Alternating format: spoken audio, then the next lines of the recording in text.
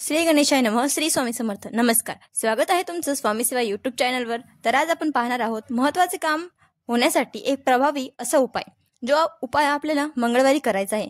तसं तर बघा, आपली महत्त्वाची कामं असतात, पण ते काही ना काही कारणामुळे अडथळे त्यात येत असतात. पण हेच अडथळे येऊ नये, आपले कामे सुरळीत व्हावे. एखादं काम जसे की आपले घराचे बांधकामाचे काम अडकलेले असतात, कुठले येण्याचे बँकेचे, असे देखील सर्व कामं हे सुरळीत व्हावे म्हणून हा एक उपाय मंगळवारी आपल्याला करायचा आहे.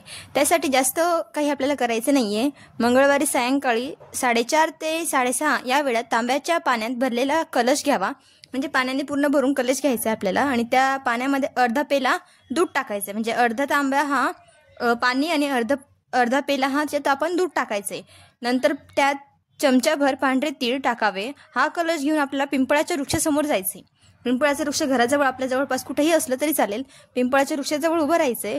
एका वेळेस आपल्याला मनातली एकच इच्छा सांगायची आहे. जसं की आपली जी इच्छा असेल, जे आपलं काम अडकलेलं असेल, जे आपले काम होत नसेल, महत्त्वाचे कामं जे आपले होत नसतील, ते काम आपल्याला सांगायचं की असं आमची हे काम आहे, ते अडकलेलं आहे आणि ते पूर्ण सुरळीत व्हावं असं सांगून कळशातील पाणी ही पिंपळाच्या बुंद्यात, म्हणजेच जे आपलं खोड असतं खाली, त्या खोडाजवळ हे आपल्याला व्हायचं आहे.